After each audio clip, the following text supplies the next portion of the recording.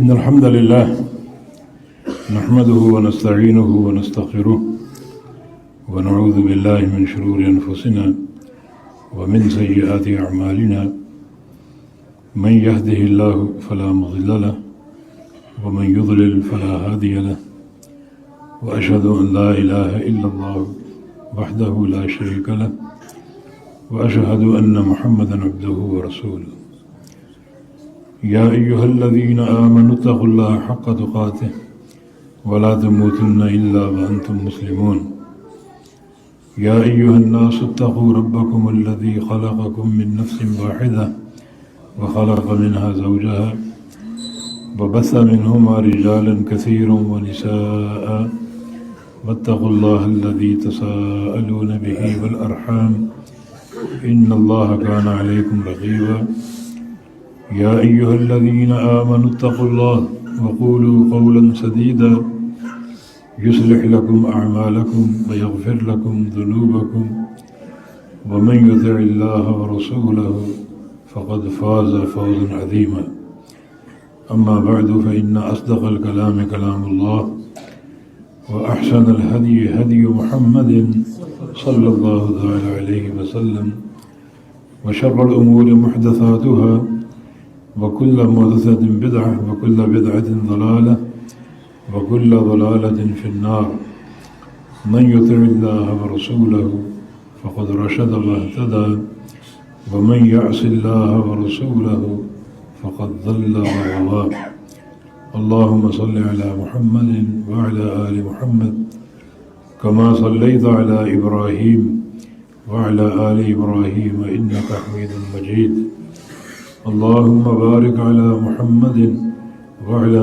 آل محمد كما باركت على إبراهيم وعلى آل إبراهيم إنك حميد مجيد سبحانك لا علم لنا إلا ما علمتنا إنك أنت العليم الحكيم رب اشرح لي صدري ويسر لي أمري واحلل عقدة من لساني يفقهوا قولي أما بعد فأعوذ بالله من الشيطان الرجيم من همزه ونفخه ونفثه بسم الله الرحمن الرحيم إن هؤلاء يحبون العاجلة ويذرون وراءهم يوما ثقيلا یہ لوگ دنیا کی زندگی سے محبت کیے بیٹھے ہیں اور اپنے پیچھے آنے والے بہت ہی بوجھل دن کو فراموش کیے بیٹھے ہیں۔ یہ قرآن حکیم کی آیت کریمہ جو آپ نے ترجمے کے ساتھ سن لی، یہ سورۃ الدہر سے رسول اللہ صلی اللہ علیہ وسلم کی ایک حدیث ہے، مسند احمد اور جامع ترمذی وغیرہ میں، الکیس من دان نفسہ وعمل لما بعد الموت والعاجز من اتبع نفسہ ہواها وتمنى علی اللہ۔ عقل مند انسان وہ ہے جو اپنا احتساب خود ہی کرتا رہے اور احتساب کے بعد ایسے کام شروع کر دے جو مرنے کے بعد کام آئیں، اور انتہائی عاجز اور احمق اور تھکا ہوا انسان وہ ہے جو اپنے نفس کی خواہشات کا پیروکار ہو اور اللہ تعالیٰ پر تمنائیں باندھے ہو کہ اللہ بڑا غفور الرحیم ہے، یا ایک بہلاوا دیتا ہو کہ بڑھاپے میں نیکیاں کر لیں گے، ریٹائرمنٹ کے بعد اعمال صالحہ اختیار کر لیں گے۔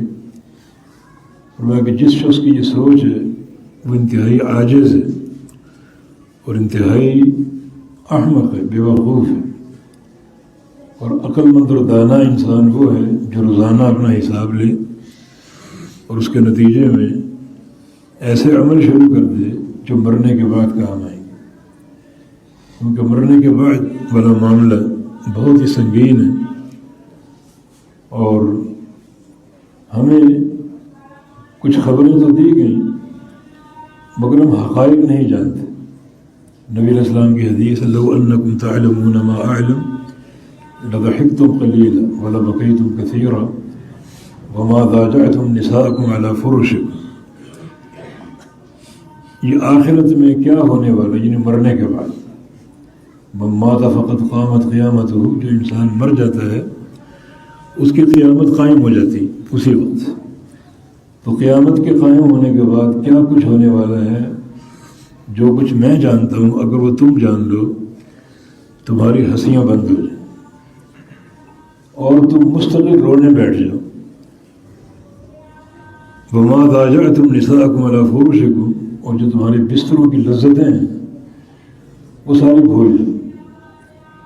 اور ایک حدیث میں ولا خرجتم من الصعودات تجأرون الی اللہ، کہ تم اپنے گھروں کو چھوڑ دو، شہروں کو چھوڑ دو اور جنگلات کا رخ کر لو اور وہاں مسلسل آہوزاری کرتے رہو.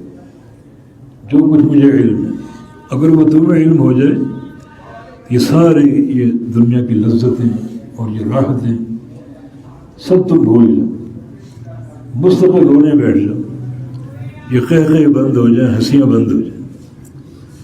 تو یقیناً یہ معاملہ بہت ہی سنگین ہے. یعنی قیامت کا وقوع جو ہے اس قدر ہولناک ہے. نبی علیہ السلام کی ایک حدیث ہے لو ان رجلا یجمع علی وجهه من یوم ولد الى یوم یموت حرما لحقره یوم القیامہ. ایک شخص اگر پیدا ہوتے ہی گھسیٹا جائے زمین پر، کانٹوں پر، کوئلوں پر، اور بڑھاپے کی موت تک گھسیٹا جائے، جس طرح بلال حبشی کو گھسیٹا گیا، عمار ابن یاسر کو گھسیٹا گیا، یہ اللہ کی راہ میں چہرے کے بل گھسیٹا جائے، پیدا ہونے سے لے کر بڑھاپے کی موت تک. اس سے بڑی کیا نیکی ہو سکتی؟ لیکن فرمایا لحقرہ یوم القیامہ، جب وہ قیامت کا وقوع دیکھے گا، قیامت کا منظر دیکھے گا تو اپنی اس نیکی کو حقیر جانے گا. میں نے کچھ بھی نہیں کیا، میں نے کچھ بھی نہیں کیا. چاہے وہ 100 سال کی عمر تک یہ سزا بھگتتا رہے اور یہ اذیت جھیلتا رہے، لیکن قیامت کے دن اپنے اس سارے عمل کو حقیر جانے گا. بلکہ اس سے بڑھ کر ملائکہ کی بات ہے، صدیوں اللہ کی عبادت کرنے والے، صدیوں لا یعصون اللہ ما امرہم، جو اللہ تعالیٰ کے کسی حکم کی نافرمانی نہیں کرتے. عباد مکرمون، ہمارے بڑے ہی معزز بندے ہیں، صدیوں اللہ کی عبادت کرنے والے. لیکن جب وہ قیامت کا چہرہ دیکھیں گے، عرض معاشر کی طرف وہ بڑھیں گے، تو ان کی زبانوں پر یہ الفاظ ہوں گے کہ سبحانک ما عبدناک حق عبادتک، کہ یا اللہ تو پاک ہے، ہم تیری عبادت کا حق ادا نہیں کر سکے. صدیوں عبادت کرنے والے، جہاں نافرمانی کا تصور نہیں، جہاں اطاعت ہی اطاعت ہے. لیکن جب وہ قیامت کا چہرہ دیکھیں گے اور عرض محشر کی طرف اٹھائے جائیں گے تو ان کی زبان پر یہ جملے ہوں گے کہ تو پاک ہے، ہم تیری عبادت کا حق ادا نہیں کر سکے. تو اس سے غور کیجیے کہ ہمیں کس قدر ضرورت ہے اپنی آخرت کی طرف توجہ دینے کی. ہم جو دنیا میں منہمک ہیں تو آخرت کی تیاری کیوں نہیں کرتے؟ سنن نسائی کی حدیث ہے، ابو امامہ الباہلی کی روایت سے رضی اللہ عنہ، صحابہ کہتے ہیں کہ کنا مع النبی صلی اللہ علیہ وسلم، ہم رسول اللہ صلی اللہ علیہ وسلم کے ساتھ تھے، فی جنازہ، ایک جنازے میں میت کو اٹھا کر قبرستان لے جا رہے تھے، نبی علیہ السلام بھی ساتھ تھے. میت کو رکھا گیا، قبر کھودی گئی، قبر کھودی جا رہی ہے اور اللہ کے پیارے پیغمبر قبر کے کنارے پر بیٹھ گئے اور اچانک آپ رونے لگے، آنسو جاری ہو گئے. حتیٰ بلت ثرا، حدیث کے الفاظ، حتیٰ کہ جو سامنے جو مٹی قبر کی کھدی ہوئی تھی وہ ساری تر ہو گئی، بھیگ گئی آپ کے آنسوؤں سے. اور فرمایا کہ لمثل ھذا فاعدوا، اس گھر کی تیاری کر کے آنا. یہ بات ہم سب سے کہی جا رہی ہے. اس کی تیاری کو فراموش نہ کرنا، اس گھر کی تیاری کر کے آنا۔ ایک سائل نے پیغمبر علیہ السلام سے پوچھا متی الساعۃ یا رسول اللہ، یا رسول اللہ صلی اللہ علیہ وسلم قیامت کب آئے گی؟ فرمایا کہ وما اعددت لها، تم نے قیامت کی تیاری کیا کی؟ تمہاری جو غور و فکر کا محور ہے وہ یہ نہ ہو کہ قیامت کب قائم ہوگی، بلکہ یہ سوچو کہ تم نے کیا تیاری کی۔ وہ دن حق ہے، آ کر رہے گا، تم سب پر مسلط ہوگا، اور بغیر تیاری کے وہاں کامیابی کی کوئی صورت نہیں۔ تو یہ تم سوچو تم نے تیاری کیا کی۔ تو یہ اصل معاملہ ہے اس یوم آخرت کے بارے میں جو اللہ پاک فرما رہا ہے کہ ان ہؤلاء یحبون العاجلہ، یہ لوگ دنیا کی محبت لیے بیٹھے ہیں، دنیا کی محبت کا بت ان کے اندر راسخ ہوتا جا رہا ہے۔ وَيَذَرُونَ وَرَاءَهُمْ يَوْمًا ثَقِيلًا، اور اپنے بعد آنے والے اس بھاری اور بوجھل دن کو بالکل فراموش کر دیے، اس کی طرف نہ توجہ ہے نہ اس کی تیاری کی فکر ہے۔ اس کی تیاری کرو، اس کی تیاری کرو، بغیر تیاری کے آنا بڑا مہنگا پڑے گا۔ ان اجسامکم علی النار لا تقوی، تمہاری چمڑی جو ہے یہ جہنم کی آگ کو برداشت نہیں کر سکے گی، یہ جہنم کی آگ کو برداشت نہیں کر سکے گی۔ نارکم ھذہ جزء من 70 جزء من نار جہنم، جو جہنم کی آگ ہے وہ قیامت کی آگ کے مقابلے میں 70 گنا زیادہ گرم ہے۔ دنیا کی آگ برداشت کر سکتے ہو تو وہ کیسے برداشت ہوگی؟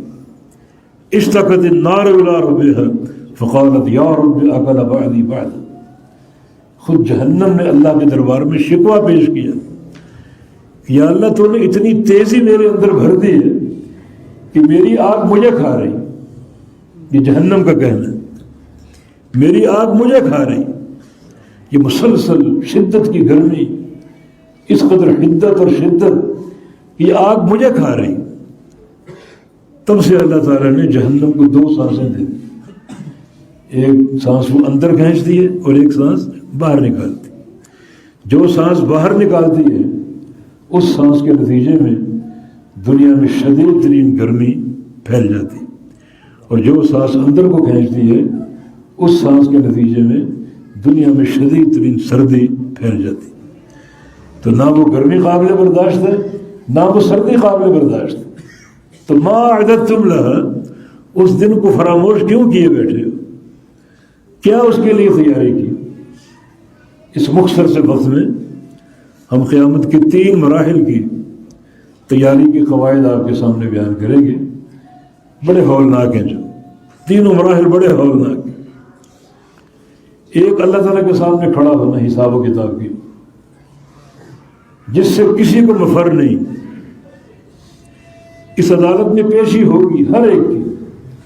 فَلَنَسْأَلَنَّ الَّذِينَ أُرْسِلَ إِلَيْهِمْ وَلَنَسْأَلَنَّ الْمُرْسَلِينَ، ہم جس طرح ہر امت کے ہر فرد کو سامنے کھڑ کے سوال کریں گے، اسی طرح ہر امت کے نبی کو بھی سامنے کھڑا کر کے سوال کریں گے۔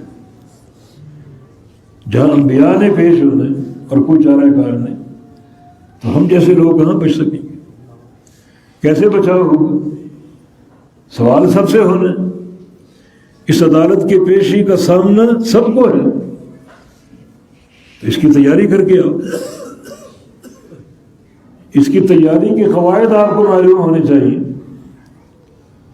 اللہ تعالیٰ کے سامنے پیشی کا تصور جو بڑا ہولناک ہے، جو حدیث شفاعت میں انبیاء کی باتیں ہیں، ان پر کبھی غور کیا آپ نے؟ جب لوگ ڈھونڈیں گے کوئی سفارش کرے حساب و کتاب شروع کرنے کی، ایک بالکل ابہام کی کیفیت ہے، کچھ پتہ نہیں کیا ہونے والا ہے، تو کم از کم حساب و کتاب تو شروع ہو۔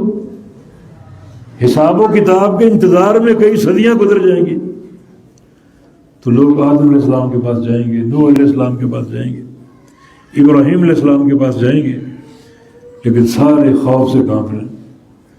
ہم اللہ تعالیٰ کے سامنے کیسے جائیں؟ سفارش کیسے کریں؟ ہمیں اللہ تعالیٰ کی عدالت میں پیشی کا اور اللہ کے ایک سوال کا سامنا ہے، حالانکہ وہ سوال اس کا تصفیہ ہو چکا ہے دنیا میں، آدم علیہ السلام نے وہ دانہ کھا لیا تھا جس سے اللہ نے روکا، اور اللہ نے معاف کر دیا، توبہ کی، اللہ نے معاف کر دیا۔ مگر پھر اللہ نے بلانا ہے، پوچھنا ہے کہ تم نے وہ دانہ کیوں کھایا، حالانکہ معاملہ صاف ہو چکا ہے، مگر پھر بھی یہ خوف کا عالم۔ نوح علیہ السلام اپنے بیٹے کے لیے دعا کر دی، اللہ تعالیٰ نے دنیا میں معاف کر دیا تھا، آئندہ کے لیے تنبیہ کر دی کہ آئندہ اگر اپنے مشرک بیٹے کے لیے دعا کی تو آپ کو جاہرین کے صف میں کھڑا کر دوں، نبوت کا منصب چھین لوں گا۔ آئندہ کبھی دعا نہیں کی تو معاملہ صاف ہو چکا، مگر پھر بھی اس عدالت میں پیشی کا ڈر۔ سارے نبی کیا کہیں گے؟ ان ربنا قد غضب اليوم غضبا لم يغضب قبله مثله ولن يغضب بعده مثله۔ ہم کیسے سامنا کریں؟ ہمارا رب آج غصے میں ہے، اسے ایسا غصہ آج سے قبل کبھی نہیں آیا اور آج کے بعد کبھی نہیں آئے گا۔ کیسے ہم سامنے جائیں، کیسے بات کریں، کیسے سفارش کریں؟ اور بالآخر یہ مقام سید الاولین والآخرین محمد مصطفیٰ علیہ السلام کو نصیب ہو۔ وہ صاحب شفاعت ہے اور صاحب مقام محمود ہے، وہ سفارش کریں گے تو اللہ تعالیٰ آئے گا۔ وجاء ربک والملک صفا صفا، آئے گا تیرا رب اور آئیں گے فرشتے بھی قطار اندر قطار۔ یہ مقام آپ پڑھتے ہیں سورہ فجر کی آیتیں، اللہ تعالیٰ کیوں آئے گا؟ ملائکہ کی قطاریں کیوں آئیں گی؟ کیونکہ غور و فکر نہیں کیا۔ اللہ تعالیٰ آئے گا حساب و کتاب لینے کے، ملائکہ ساتھ ہوں گے اور یہ سارے ملائکہ کے سامنے حساب ہوگا، بلکہ سارے اولین و آخرین کی موجودگی دنیا سنے گی۔ آج اگر ہم پارسا بنتے ہیں تو کل یہ پارسائی قائم نہیں ہوگی۔ اگر یہ تصنع ہے، دکھاوا ہے، تو کل یہ سارے بھرم ٹوٹ جائیں گے، دنیا کے سامنے حساب ہوگا۔ تو بات یہ کہ کیا تیاری کی اس کی، کیا سوچ و بچار کیا؟ نبی علیہ السلام کی حدیث ہے، من ابطأ بعمله لم یسرع به نسب۔ جس بندے کی عمل کی سواری کمزور ہے، آج قیامت کے دن کوئی تعلق، کوئی مال و دولت اسے تیز نہیں چلا سکے گا۔ اللہ تعالیٰ کے دربار میں پیشی کتنی طویل ہو، کیسا حساب ہو، کوئی اس کا تصور نہیں کر سکتا۔ ہم غور و فکر کریں کہ ہماری گناہوں کا معاملہ کیا ہے۔ کیا ہم سارے گارنٹی دے سکتے ہیں کہ ہم گناہوں سے پاک صاف ہیں؟ یہ کیسے دعویٰ کر سکتے ہیں ہم گناہوں سے پاک صاف ہیں؟ تو گناہوں کا حساب ہو۔ نمبر 2، جو اعمال صالحہ، نمازیں پڑھتے ہیں، روزے رکھتے ہیں، حج عمرہ کر لیتے ہیں، کیا ہم یہ دعویٰ کر سکتے ہیں کہ ہماری یہ ساری نیکیاں پوری ہیں، ان میں کوئی کمی نہیں ہے؟ وہ کمی کوتاہی کا بھی حساب ہوگا۔ اور نمبر 3، یہ اللہ تعالیٰ کی نعمتیں، یہ پورا وجود اللہ کی نعمت، یہ کائنات اللہ کی نعمتوں سے بھری ہوئی۔ فَإِن تَعُدُّوا نِعْمَةَ اللَّهِ لَا تُحْصُوهَا، اگر تم اللہ کی نعمتوں کو شمار کرنے بیٹھو، شمار نہیں کر سکتے۔ ہم یہ دعویٰ کر سکتے ہیں کہ اللہ تعالیٰ کی نعمتوں کا حق شکر ہم ادا کر رہے ہیں؟ دعویٰ کر سکتے ہیں؟ پھر جو شکر ادا کرنے کی کوتاہی، اس کا بھی حساب ہے۔ ثُمَّ لَتُسْأَلُنَّ يَوْمَئِذٍ عَنِ النَّعِيمِ، اللہ تعالیٰ تم سے اپنی ایک ایک نعمت کا سوال کرے گا۔ کون سی نعمت؟ ایک بار نبی علیہ السلام نے صحابہ کرام کے ساتھ مل کر کچھ کھجوریں کھائیں اور پانی پیا، اور پھر آپ کی آنکھوں سے آنسو جاری ہو گئے۔ فرمایا کہ یہ بھی وہ نعمتیں ہیں جن کے بارے میں سوال ہوگا۔ جو پانی پیا، پانی کا بھی سوال ہوگا، کھجوریں کھائیں، ان کا سوال ہوگا، ہر نعمت کا سوال ہوگا۔ تو کیا ہر نعمت کا حق شکر ادا ہو چکا؟ اللہ کے پیارے پیغمبر صلی اللہ علیہ وسلم رات کو قیام کرتے اتنا طویل کہ آپ کے پاؤں سوج جاتے، ایڑیاں پھٹ جاتی۔ عائشہ فرماتی ہمیں ترس آتا نبی علیہ السلام کی اس تکلیف کو دیکھ کر، اس طویل قیام کو دیکھ کر۔ ایک بار ہم نے عرض کیا کہ آپ تو اللہ تعالیٰ کے مقربین میں سے ہیں. آپ کے تو تمام اگلے پچھلے گناہ معاف ہیں، گناہ تو ہے ہی نہیں. معافی کے وعدے اللہ کے موجود ہیں، قدم قدم پر جنت کی بشارتیں ہیں. پھر اتنا طویل قیام کیوں کرتے ہیں؟ فرمایا کہ افلا اکون عبدا شکورا، میں اللہ کا شکر گزار بندہ نہ بنوں. شکر گزار بندہ. اللہ کے نبی اللہ کا شکر ادا کر رہے ہیں. وہ اللہ کے نبی جن کے گھر میں 3 چاند چولہا نہیں چلتا تھا، پیٹ پر پتھر باندھنے والے. اللہ تعالیٰ کی ان نعمتوں کا بھی ایسا شکر کہ طویل قیام ہو رہے، پاؤں میں ورم پڑ جاتا، ایڑیاں پھٹ جاتی. یہ سارے وہ معاملات ہیں جن کا ہم کو حساب دینا، گناہوں کا حساب دینا، جو اعمال صالحہ میں کمی کوتاہی اس کا حساب دینا، جو اللہ تعالیٰ کی نعمتیں ہیں ان کے شکر کے تعلق سے حساب دینا. کون بندہ یہ دعویٰ کر سکتا کہ ہم اس میں کامل پورے؟ اس لیے سب سے ضروری امر یہ ہے کہ اپنی اس دنیا کی زندگی کو بھر دو توبہ اور استغفار کے ساتھ. ان ساری کوتاہیوں کے تعلق سے توبہ کرتے رہو، استغفار کرتے رہو. نبی علیہ السلام کی حدیث ہے توبہ لمن وجد فی صحیفتہ استغفارا کثیرا یوم القیامہ.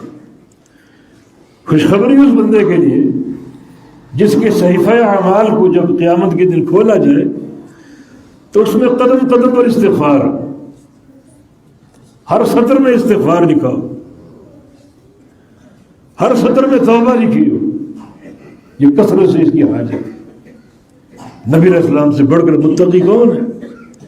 لیکن رسول اللہ صلی اللہ علیہ وسلم کی حدیث ہے کہ انی استغفر اللہ فی اليوم 100 مرہ، میں ایک دن میں 100 دفعہ استغفار کرتا ہوں. ہمیں کس قدر استغفار کی حاجت؟ 100 دفعہ استغفار کرتا. وَإِنَّهُ لَيُغَانُ عَلَىٰ قَلْبِي وَإِنِّي أَسْتَغْفِرُ اللَّهَ 100 مرہ. کبھی کبھی میں بھی اپنے دل پر ایک غبار سا محسوس کرتا ہوں تو 100 دفعہ استغفار کر ڈالتا ہوں. عبداللہ بن عمر کی روایت ہے، ہم نبی علیہ السلام کے ساتھ بیٹھے ہوئے تھے، اچانک آپ نے استغفار شروع کر دی. الفاظ کیا تھے؟ رب اغفر لی وتب علی انک انت التواب الرحیم. آپ یہ الفاظ کہہ رہے ہیں، ہم گنتے جا رہے ہیں. اللہ کے پیارے نبی نے 100 دفعہ یہ الفاظ کہے، رب اغفر لی وتب علی انک انت التواب الرحیم.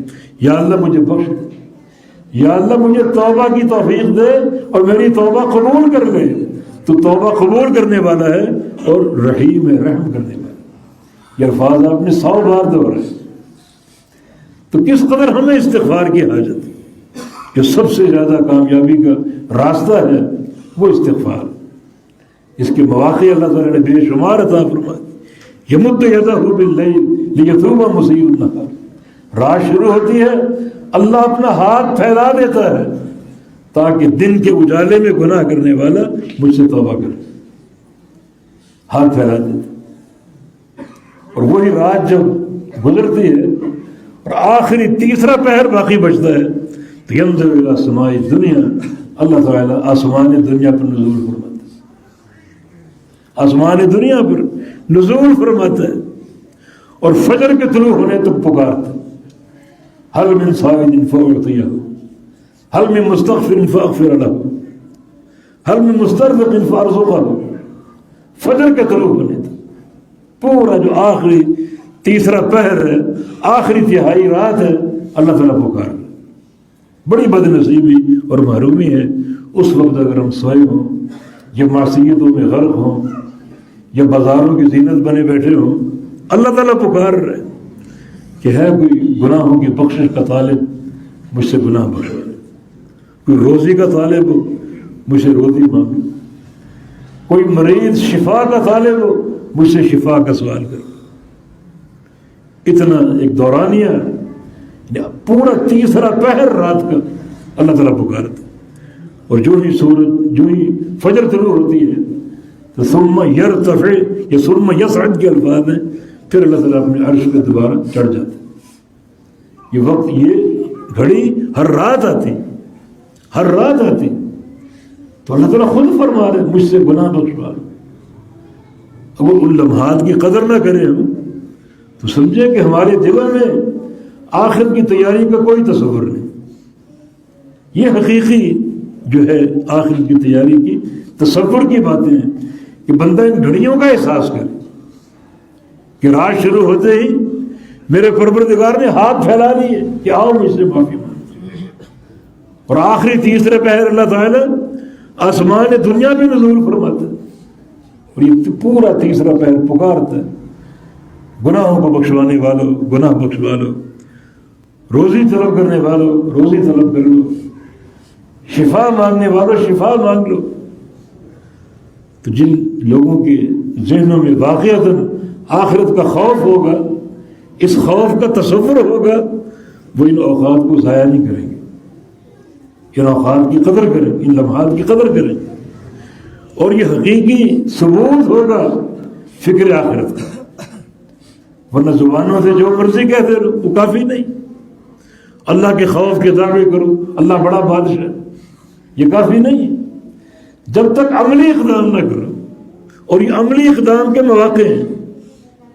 جو رات ہوتی ہے، رات کی تاریکی، یہ کچھ لوگوں کے لیے عذاب کا باعث ہے اور کچھ لوگوں کے لیے اللہ تعالیٰ کی رحمت کا باعث ہے. رات کی تاریکی میں ڈاکو نکلتے ہیں، چور نکلتے ہیں، فاحشہ عورتیں نکلتی ہیں، وہ اس اندھیرے سے یوں فائدہ اٹھاتے ہیں. اور رات کی تاریکی ان صالحین کے لیے شاہ سواری کا وقت آ گیا کہ رات کے اندھیروں میں اپنے رب سے باتیں کریں گے، رب سے راز و نیاز کریں گے. ہر رات ان صالحین کے لیے جیسے ایک عید کا سماں ہو، خوشی کہ اللہ تعالیٰ سے باتیں کرنے کا، راز و نیاز کرنے کا وقت آ گیا. تتجافى جنوبهم عن المضاجع يدعون ربهم خوفا وطمعا ومما رزقناهم ينفقون. یہ لوگ راتوں کو بستروں سے الگ ہو جاتے ہیں، جتنے بھی نرم بستر، جتنے بھی گرم بستر ہوں، سردی کی شدت کیوں نہ ہو، بستروں کو چھوڑ دیتے ہیں اور اپنے رب سے تضرع کرتے ہیں اور راز و نیاز کرتے ہیں. وہ جانتے ہیں کہ بڑے قیمتی لمحات ہیں، بڑے قیمتی لمحات ہیں. تو اگر واقعتاً آخرت کی تیاری کا تصور ہے تو اس کے لیے یہ اقدام اللہ تعالیٰ کے سامنے حاضری، اس حاضری میں جلدی حساب و کتاب سے فراغت اور اللہ تعالیٰ کی طرف سے بخشش یقیناً اسی نقطے پر قائم ہے. کثرت سے استغفار کیا، کثرت سے. پیارے پیغمبر 100 بار سے زیادہ استغفار کیا کرتے تھے. ہمیں بھی اس سے کہیں زیادہ استغفار کی حاجت ہے اور استغفار کی ضرورت ہے. قیامت کے مراحل میں سے ایک مرحلہ جو بڑا ہی خوفناک مرحلہ پل صراط کا. پل صراط کیا ہے؟ پل صراط ایک پل ہے. یہ کوئی سکھر کا پل نہیں ہے بلکہ ادق من الشعر واحد من السیف. یہ بال سے زیادہ باریک ہے اور تلوار سے زیادہ کاٹنے والے. پل صراط ایک ریزر کا تصور کر لو. ایک ریزر لمبا پھیلا کر جہنم کی پشت پر رکھا گیا اور جہنم کو چھوٹی نہیں، بہت بڑی، بہت بڑی جہنم، پورے اس کی پشت پر یہ پل نصب کیا گیا. سمجھے کہ ریزر نصب کر دیا گیا جس پر سے چل کر گزرنا.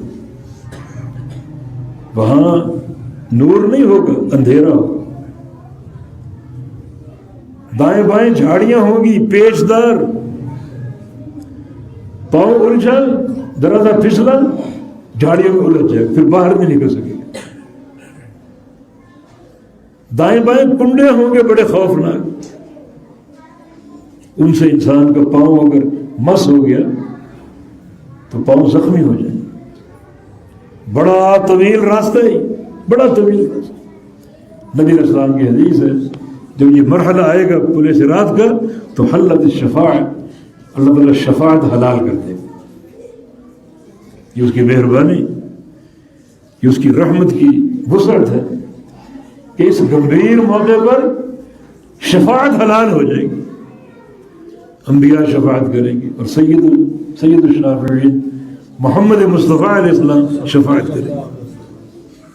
وہ شفاعت لوگوں کی بخشش کے تعلق سے، پل صراط سے گزرنے کے تعلق سے، جہنم سے بچاؤ کے تعلق سے شفاعت حلال ہو جائے.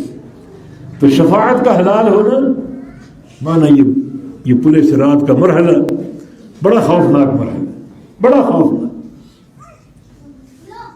کیسے کامیاب ہوگا انسان، کیسے گزر سکے گا؟ جبکہ نبی علیہ السلام نے بعض حدیث میں کچھ لوگوں کے منظر بتائے کہ ان کے گزرنے کی صورتحال کیا ہو. کچھ لوگ ایسے ہوں گے جن کا پاؤں پھسل جائے گا اور وہ ایک ہاتھ سے پاؤں کو پکڑے لٹک رہے ہوں گے. یہ خوفناک ہے. اور کچھ لوگ ایسے ہوں گے جن کا ہاتھ پھسل جائے گا اور وہ ایک پاؤں کے سہارے سے اس پر اس طرح سے چمٹے ہوں، کھڑے ہوں، چیخ رہے، چلا رہے. کچھ کی کیفیت یہ ہوگی یتقلبون کما یتقلب الولد، جیسے بچہ اس وقت لوٹ پوٹ ہوتا ہے جب اس کا باپ اس کو مار رہا، پٹائی کر رہا. اس وقت بچے کی کیا کیفیت ہوتی، کس طرح گرتا پڑتا ہے، کس طرح روتا ہے. اس طرح بعض لوگوں کی کیفیت ہوگی جیسے ان کو باقاعدہ مار لگائی جا رہی، لوٹ پوٹ ہو رہے ہوں گے. اور پھر اس پل کو چل کر عبور کرنا. اس کے لیے قاعدہ کیا ہے؟ قاعدہ توحید باری تعالی، یثبت اللہ الذین آمنوا بالقول الثابت فی الحیات الدنیا وفی الآخرہ. اللہ رب العزت قول ثابت کی برکت سے ثابت قدمی عطا فرمائے گا. یہاں دو چیزوں کی ضرورت ہے. ایک قدموں کا ثبات، قدم جم جائیں، پھسلنے نہ پائیں. دوسرا تیزی سے قدموں کا بڑھنا، قدموں کا اٹھنا، تیزی سے چلنا. نبی علیہ السلام کے فرامین کے مطابق کچھ لوگ آندھی کی طرح گزر جائیں گے، بجلی کی طرح گزر جائیں گے. اللہ ہمیں ان میں شامل فرمائے. کچھ لوگ جو ہیں وہ تیز رفتار گھوڑے کی طرح گزر جائیں گے. تو ایک تیزی مطلوب ہے، دوسرا قدموں کا ثبات مطلوب ہے، قدم پھسلنا چاہیے. اور قدموں کا ثبات جو ہے اس کے لیے جو ضروری قاعدہ وہ توحید باری تعالیٰ کا. آج اگر توحید میں پختگی ہے، توحید میں مضبوطی ہے اور توحید کا سچا فہم ہے تو یہ فہم تمہیں وہاں ثبات فراہم کرے گا، بلکہ ہر مقام پر ثبات دے گا، ہر مقام پر ثابت قدمی دے گا. قبر میں جاؤ گے، فرشتے پوچھیں گے، سوال جواب کریں گے تو جواب دیتے ہوئے اللہ تعالیٰ ثابت قدمی عطا فرما دے گا. اگر توحید راسخ ہے تو اللہ تعالیٰ ثابت قدمی دیتا ہے قول ثابت کی برکت سے. عبداللہ بن عباس کی تفسیر ہے کہ قول ثابت کیا ہے؟ لا الہ الا اللہ. یہ لا الہ الا اللہ، اس کلمے کا اقرار ہو، اس کا اعتراف ہو، اس کا ذکر ہو، اس کے معنی کا فہم ہو اور اس فہم کے تقاضوں پر پوری طرح عمل کرنے والا، ڈٹ جانے والا. یہ لا الہ الا اللہ کے تقاضے، اس کا ذکر بھی ہو، اس کا فہم بھی ہو اور اس کے جملہ تقاضے، اس کو پھیلانے کا، دعوت کا اہتمام بھی ہو. لا الہ الا اللہ. اللہ تعالیٰ لا الہ الا اللہ جو قول ثابت ہے اس کی برکت سے ثبات دے گا، قدموں کو پختگی عطا فرما دے گا، قدموں کو جما دے گا. وہ قدم ڈگمگائیں گے نہیں، پھسلیں گے نہیں، بلکہ اللہ رب العزت اس طرح جو ہے وہ قدموں کا ثبات دے دے گا اگر ایک انسان لا الہ الا اللہ پر محنت کرتا. اور ایسے بھی لا الہ الا اللہ ایک محدث سفیان ثوری رحمہ اللہ، ان کا قول ہے کہ لیس شیء اقطع لظہر ابلیس من قول لا الہ الا اللہ، کہ سب سے زیادہ بندے کے جس عمل سے ابلیس کی کمر ٹوٹتی ہے وہ اس کا لا الہ الا اللہ پڑھنا ہے. جتنا وہ اس کلمے کا ذکر کرتا ہے لا الہ الا اللہ، لا الہ الا اللہ، لیکن پورے فہم کے ساتھ یہ کلمہ کیا ہے، اس کا معنی کیا ہے، اس کی بنیادیں کیا ہیں، توحید کے ارکان کیا ہیں، پورے فہم کے ساتھ جب وہ ذکر کرتا ہے لا الہ الا اللہ کا تو سب سے زیادہ شیطان ذلیل بھی ہوتا ہے اور اس کی کمر ٹوٹتی. کثرت سے یہ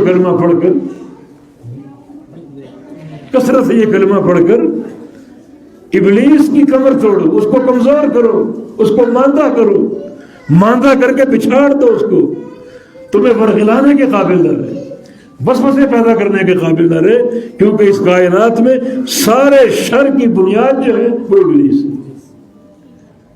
ابلیس اگر طاقتور اور تم کمزور تو تم پر حاوی آ جائے گا، تم پر غالب آ جائے گا، اور اگر تم طاقتور ہو، ابلیس کمزور ہے، شیطان کمزور ہے، تم اس پر حاوی آ جاؤ گے، تم اس کو بچھاڑ دو گے۔ اور سب سے زیادہ ابلیس کی کمر جس عمل سے ٹوٹتی ہے وہ لا الہ الا اللہ کا ذکر، ذکر صحیح ہو، لا الہ الا اللہ۔ انسان کسی مجلس میں موجود ہے اور اللہ کا ذکر کر رہا ہے، تنہائی میں ذکر کر رہے، خفیہ ذکر کر رہے، جہرن ذکر کر رہے، لیکن اجتماعی ذکر کی مثال نہیں ملتی حلقے بنا کر، یہ بدعت ہے، یہ ثابت نہیں۔ ہمارے ہاں جو مختلف طرق رائج ہیں اور ان طرق میں لا الہ الا اللہ کے ذکر کے مختلف طریقے ہیں، کہیں ناک سے آواز نکالنا، کہیں آواز کو ناک میں بند کرنا، کہیں دل پر ضربے لگانا، الا اللہ، یہ کوئی طریقہ ثابت نہیں۔ یہ شیطان کی وہ تضلیل ہے کہ تم کو ان ڈراموں میں لگا دے اور اصل کلمے کے معنی سے غافل کر دے۔ کس سے پوچھو کیا معنی لا الہ الا اللہ کا، نہیں معلوم، نہیں معلوم۔ حالانکہ حقیقی معنی یہ ہے، یہ کلمہ لا الہ الا اللہ کی دو بنیادیں، ایک لا الہ اور ایک الا اللہ۔ لا الہ بنیاد نفی کی، جس کا معنی کوئی معبود نہیں، کوئی نہیں، نہ کوئی زندہ، نہ کوئی مردہ، نہ زمین کے اوپر نہ زمین کے اندر، نہ کوئی فضاؤں میں، کہیں نہیں، کوئی معبود نہیں، یہ نفی۔ نہ کوئی لاہور کی سرکار ہے، نہ کوئی پاکپتن کی سرکار، نہ کوئی اجمیر کی سرکار، لا الہ کوئی معبود نہیں، یہ نفی کی بنیاد، نفی کا رکن ہے، یہ توحید کا رکن ہے۔ اور الا اللہ اس بات کا رکن ہے، صرف ایک اللہ معبود ہے، باقی سارے معبود باطل۔ اس نفی اور اس بات کے پورے فہم کے ساتھ، پورے ادراک کے ساتھ اس کلمے کا ذکر کرو، شیطان کی کمر ٹوٹ جائے گی۔ اور جو پیغمبر علیہ السلام کا فرمان ہے افضل الذکر لا الہ الا اللہ، کہ سب سے بہترین ذکر لا الہ الا اللہ ہے، وہ تبھی بہترین ہوگا جب ان سارے تقاضوں کے ساتھ ہو۔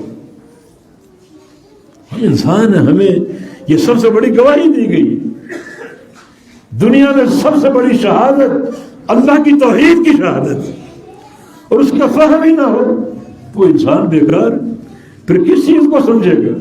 اگر یہ فہم نہیں ہے، ہر فہم مردود اور بیکار ہے۔ یہ فہم بنیاد اصل ہے، اللہ کی توحید کی گواہی، اس کو اعظم الشہادہ کہا گیا، اعظم الشہادہ، کائنات کی سب سے بڑی گواہی اللہ کی توحید کی گواہی۔ اس گواہی کا معنی اگر معلوم نہ ہو وہ انسان بیکار ہے، اس کا مقصد تخلیق بالکل فوت ہو چکا۔ یہ سب سے مقدم بات ہے۔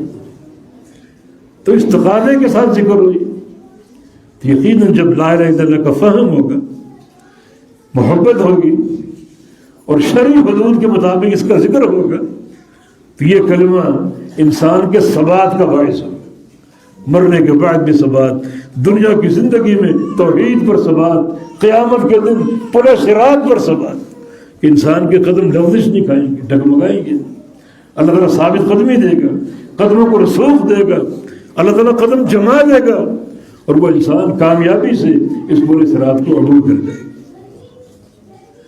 اور اس سے قبل ایک اور مرحلہ، اور وہ ہے میزان کا مرحلہ۔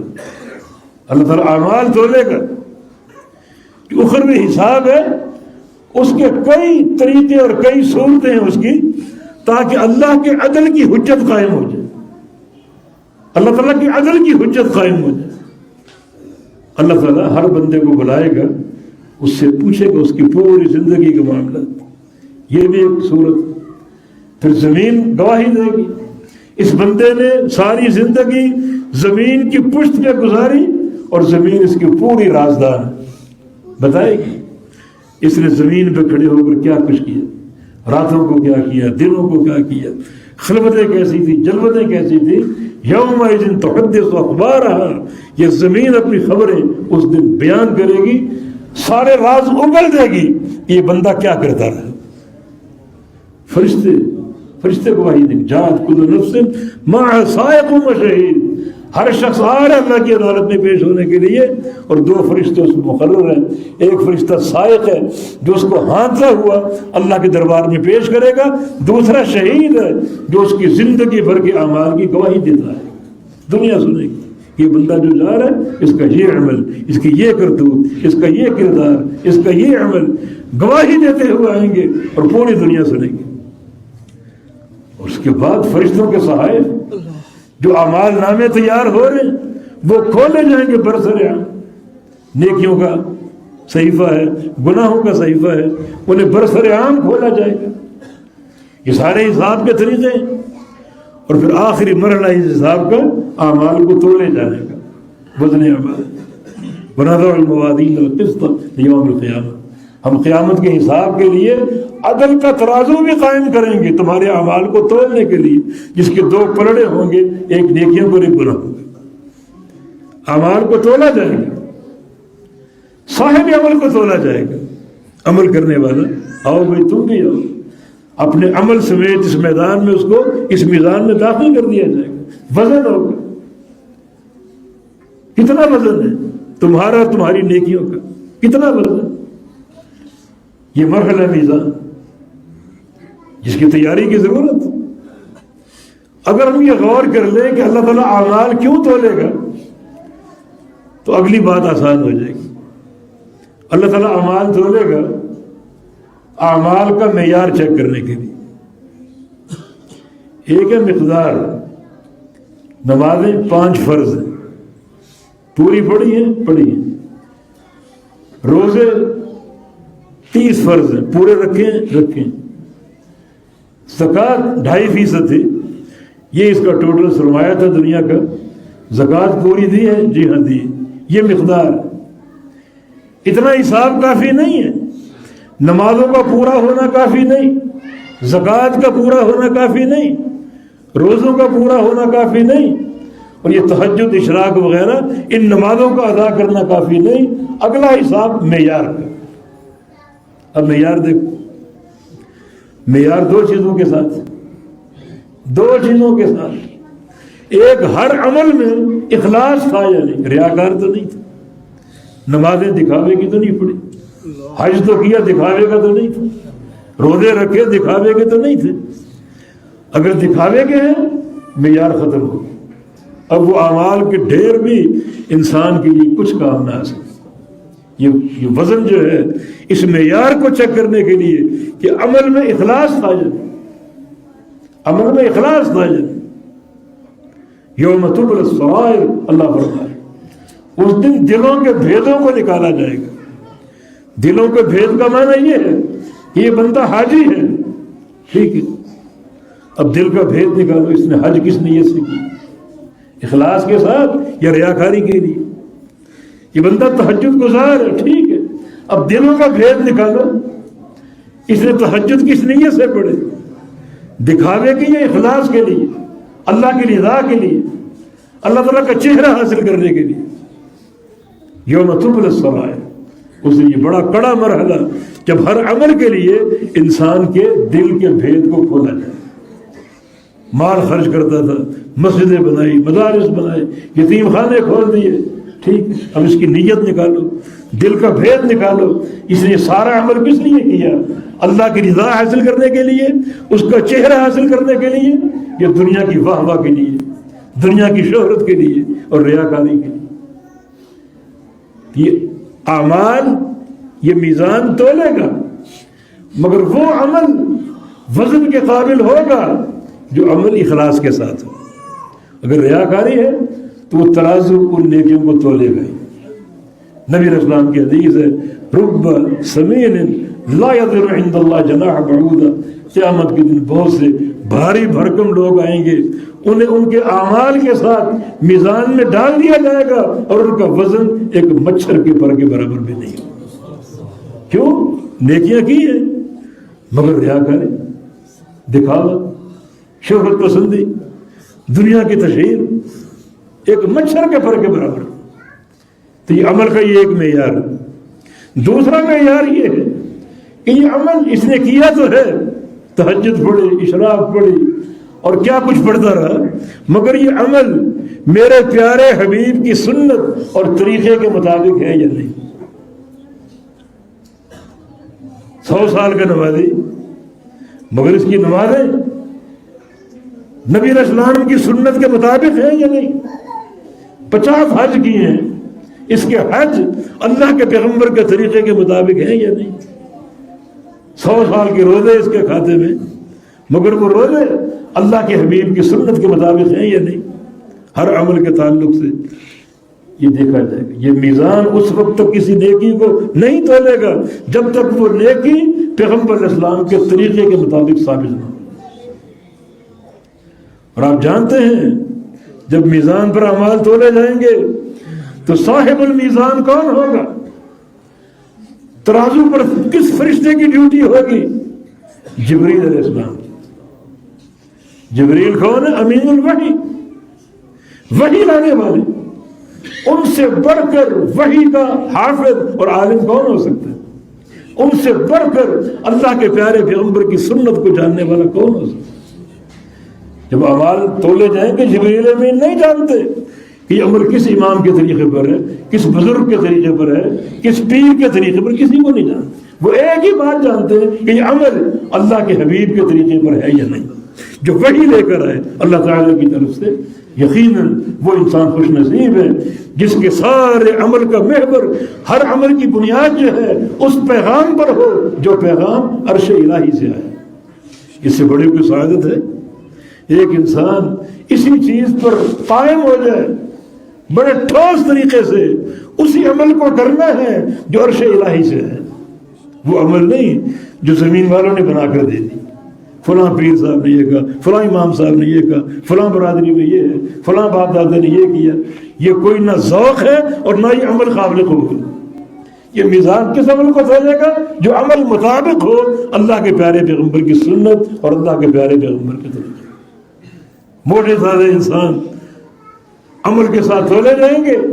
بخاری کی حدیث آپ نے سن لی، سارا وزن مچھر کے پر کے برابر بھی نہیں، کیونکہ عمل میں عمل موجود ہے لیکن یا تو اخلاص نہیں ہے یا پیغمبر علیہ السلام کی سنت کی اتباع نہیں۔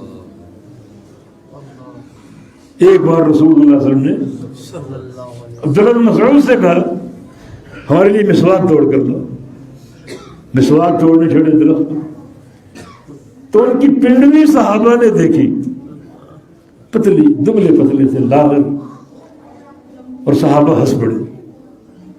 نبی علیہ السلام یہ بھانپ گئے، یہ مذاق بھانپ گئے۔ میں جن پنڈلیوں کو دیکھ کر ہنس رہے ہو، لَهُ مَا أَثْقَلَ فِي الْمِيزَانِ مِنْ أُحُدٍ، یہ قیامت کے دن اللہ کے میزان میں صرف یہ 2 پنڈلیاں ڈالی جائیں گی اور یہ 2 پنڈلیاں احد پہاڑ سے بھاری ہوں۔ یہ وزن کا کیا معاملہ؟ دنیا کے ترازو میں جو چیز آپ ڈالیں، جو اس کا وزن ہے اس کو ظاہر کر دے گا۔ قیامت کے ترازو میں ایک بھاری بھرکم انسان کو ڈالا گیا، مچھر کے پر کے برابر بھی نہیں، اور 2 پنڈلیاں رکھی گئی ایک صحابی کی، اور پہاڑ سے بھاری۔ یہ وزن کس چیز کا؟ یہ عمل کا معیار، عمل کا معیار۔ عمل کا معیار کیا ہے؟ اخلاص، للہیت ہو، ہر عمل میں اللہ کا چہرہ مقصود ہو، اللہ کی رضا مقصود ہو، اور ساتھ ساتھ اس عمل میں اللہ کے پیارے پیغمبر کی اطاعت اور آپ کی اتباع کا جذبہ کار کرو۔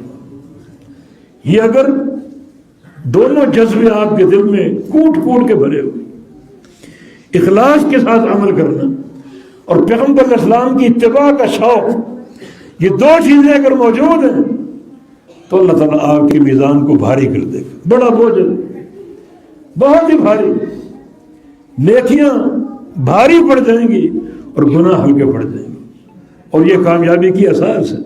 رسول اللہ صلی اللہ علیہ وسلم کی حدیث ہے، اعمال کو تولا جائے گا، جس بندے کی نیکیاں گناہوں سے بڑھ گئی، بھاری ہو گئی، ایک رائی کے دانے کے برابر، وہ جنتی، اور جس کے گناہ بھاری ہو گئے نیکیوں سے ایک رائی کے دانے کے برابر، وہ جہنمی۔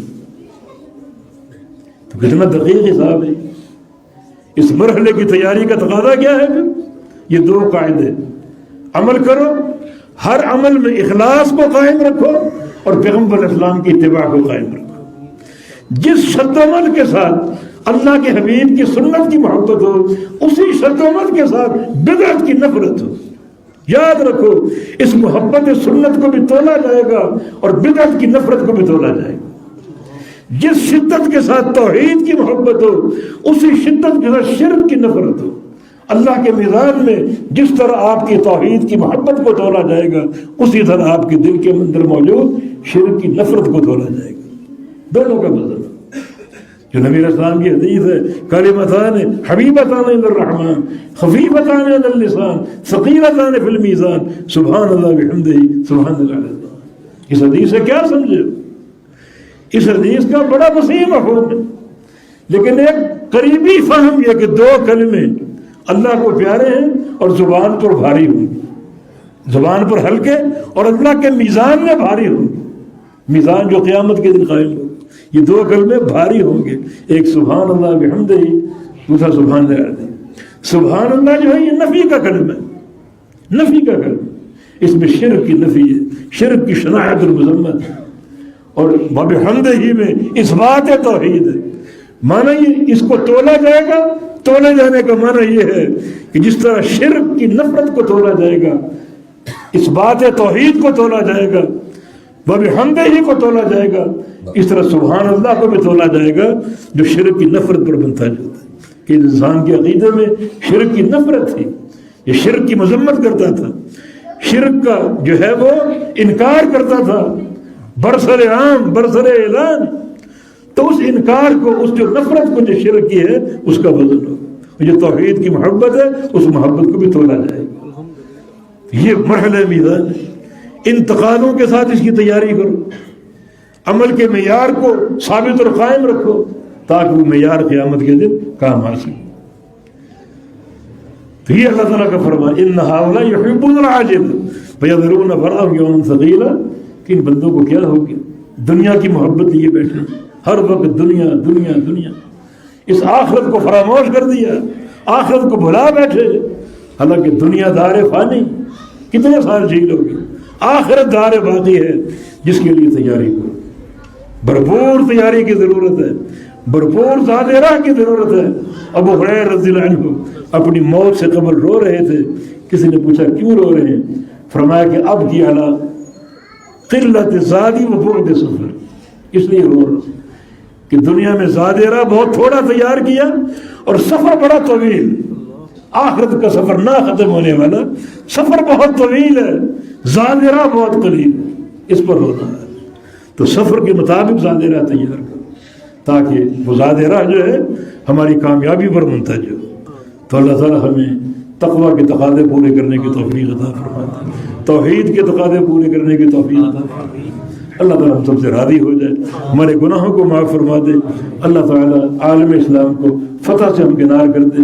اللہ تعالیٰ جو بھی خباثتیں اس ملک میں ہو رہی ہیں ان تمام خباثتوں کو تباہ و برباد کر دے۔ یا اللہ کرونا وائرس ہم سے اٹھا لے اور تمام اسلامی ممالک سے اٹھا لے، ہم کو عافیت کی زندگی عطا فرما دے اور سلامتی کی زندگی عطا فرما دے۔ اقول قولی ھذا